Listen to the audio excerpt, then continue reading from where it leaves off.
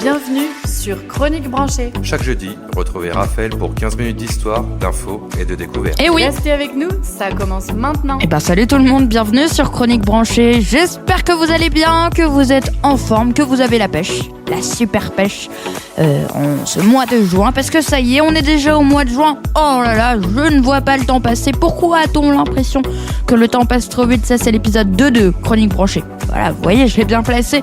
N'hésitez pas à retrouver l'épisode 2, c'est il y a quand même longtemps, c'était en septembre. Donc imaginez le temps qui s'est passé depuis.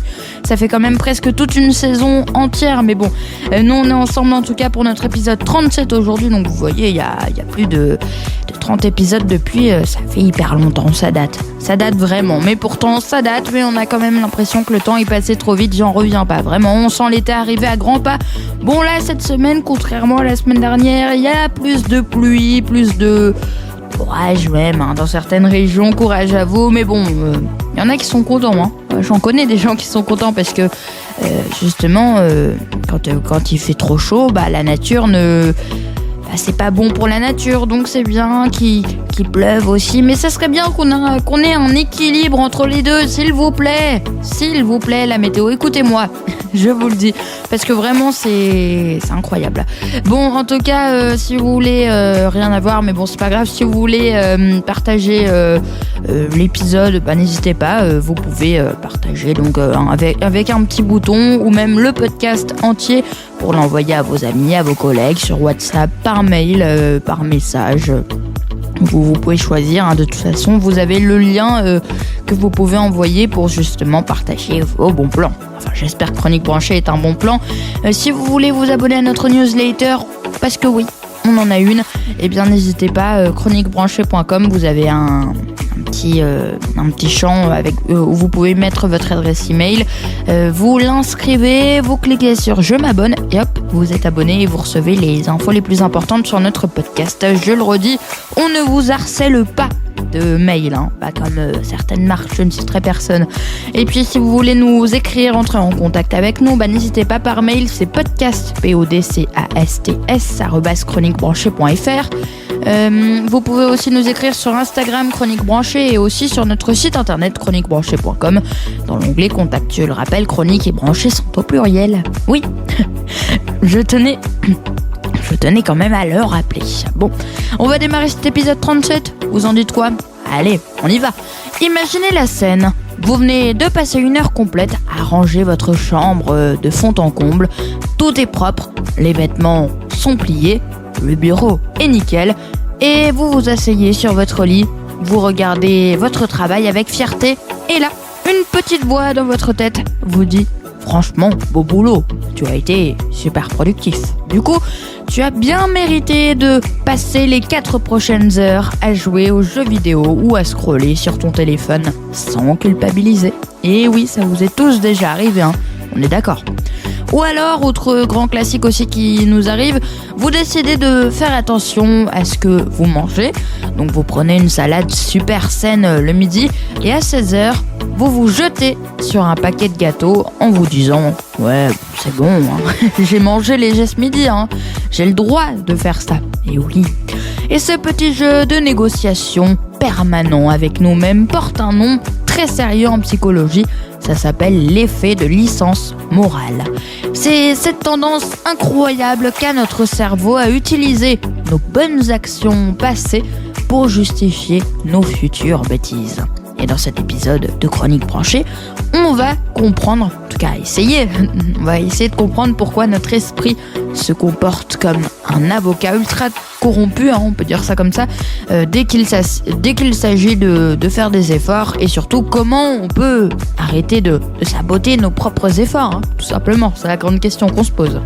Alors déjà, pour comprendre ce phénomène, il faut réaliser que notre cerveau gère notre comportement un peu comme un jeu vidéo avec un système de score en fait. Quand vous faites quelque chose de bien, que ce soit travailler, faire du sport, ranger ou aider quelqu'un, votre jauge de bonne conscience se remplit. Vous accumulez donc des points virtuels. Et oui. Et le problème, c'est que dès que cette jauge est pleine, votre cerveau se dit naturellement, super, on est un humain formidable, donc on a un crédit de gentillesse et de sérieux. Maintenant, on va pouvoir se détendre, dépenser ses points en faisant exactement le contraire en fait, tout simplement. Des chercheurs ont fait une expérience fascinante là-dessus. Écoutez bien, ils ont demandé à 2 groupes de personnes de faire des choix. Au premier groupe, on a proposé d'acheter des produits éco-responsables, donc bons pour la planète. Et au deuxième groupe, on a proposé des produits classiques, quoi. Et juste après, on a mis tous les participants dans une situation où ils pouvaient tricher pour gagner un peu d'argent. Et écoutez bien les résultats. Le résultat, il est incroyable. Les personnes qui avaient acheté les produits écologiques ont triché 2 fois plus que les autres. C'est fou quand même. En gros, parce qu'elles avaient l'impression d'avoir été de bonnes personnes en achetant justement vert. Donc leur cerveau s'est donné le droit d'être un peu malhonnête juste après. C'est ça la licence morale. Une bonne action devient un ticket gratuit pour faire n'importe quoi. Et oui, c'est ça, Et c'est exactement pour cela que la plupart de nos bonnes résolutions échouent en fait. On commence l'année ou la semaine avec une énergie de dingue. On va courir, on bosse à fond, on mange des légumes, on remplit notre jauge de perfection à 100%. Et paf, le lendemain, le cerveau fait le calcul. On a tellement d'avance sur notre score de perfection qu'on peut s'offrir une journée entière de glandouille, quoi, de malbouffe, bref, ça dépend de tout le monde, quoi. Chacun a son truc. Et le pire, c'est qu'on a l'impression d'être totalement logique. On appelle ça de la compensation, mais si on prend du recul, c'est complètement absurde. C'est comme si vous marchiez pendant 5 km juste pour vous maintenir en forme et que pour vous récompenser, vous preniez un taxi pour faire le chemin du retour. Vous annulez purement et simplement, on peut dire ça comme ça, le bénéfice de votre premier effort en fait. Mais sur le moment, votre cerveau s'en contrefiche. Voilà, il veut juste sa récompense immédiate. Et oui. Ensuite, pourquoi est-ce qu'on fonctionne comme ça ?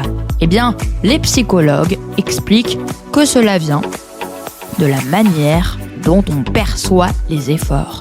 Souvent, on ne fait pas une bonne action parce qu'on l'aime, mais parce qu'on veut prouver qu'on est quelqu'un de bien. Et oui, on cherche à valider notre image, tout simplement. Et une fois que notre image est validée, par exemple, je suis un élève sérieux parce que j'ai révisé 30 minutes, eh bien, l'effort devient une corvée dont on veut se libérer, tout simplement. Le cerveau, il déteste l'inconfort. Il déteste aussi devoir se concentrer ou se priver. Donc, dès qu'il a une excuse valable, cette fameuse licence morale, il saute sur l'occasion pour retourner vers le plaisir facile et la dopamine. Moi, ça m'arrive tout le temps. Bon, comment fait-on pour ne plus tomber dans ce panneau ? Ça, c'est la grande question. Comment empêcher notre cerveau de saboter nos projets ? Alors déjà, la première astuce consiste à changer notre manière de voir nos bonnes actions. Au lieu de vous dire, tiens, j'ai travaillé, donc j'ai le droit de ne rien faire, essayez de vous dire, j'ai travaillé parce que cela me rapproche de mon objectif. Et continuer sur cette lancée est bon pour moi. Il faut lier l'action à qui vous voulez être, pas à une punition. Non, surtout pas. Pas une... En fait, je sais pas si vous avez compris, mais en gros, c'est ça. Faut pas imaginer que ce que vous faites est une corvée, parce que sinon, en fait, vous vous dites, tiens, j'ai fait cette corvée, il va bien me falloir une récompense. Voilà, faut pas s'imaginer que c'est une punition qui mérite une récompense, tout simplement. L'effort ne doit pas être, parce que sinon j'ai fait une erreur de liaison, je sais qu'on va me le faire remonter. L'effort ne doit pas être une dette que l'on rembourse avec du divertissement. Non, pas du tout. La deuxième technique, c'est de planifier ses récompenses à l'avance au lieu de les improviser sous le coup de la licence morale. Si vous décidez avant de commencer, je bosse 45 minutes, puis je fais 15 minutes de pause, votre pause, elle est cadrée. Par contre, faut pas dépasser, parce que voilà, n'oubliez pas, elle n'est pas une négociation de dernière minute acceptée par un cerveau fatigué qui cherche une excuse pour abandonner. Bah non. Bon, pour conclure un petit peu, l'effet de licence morale est la preuve que notre esprit adore les raccourcis et le confort. C'est un mécanisme humain très fort, mais une fois qu'on a compris comment il fonctionne, on peut commencer à repérer le moment exact où la négociation commence dans notre tête. Et oui, et la prochaine fois que vous vous surprenez, que vous vous surprendrez plutôt au futur, voilà. Je suis quand même un peu bon en conjugaison en français. Dites-vous que c'est bon, j'ai fait ceci, alors je peux bien faire cela. Enfin, justement, ne vous le dites pas si vous surprenez à vous le dire. Voilà, j'ai pas été clair, excusez-moi. Arrêtez-vous une seconde, souriez de ce petit tour de passe-passe de votre cerveau et reprenez le voyant. Vous êtes le boss et pas votre jauge de points virtuel, faut bien le comprendre.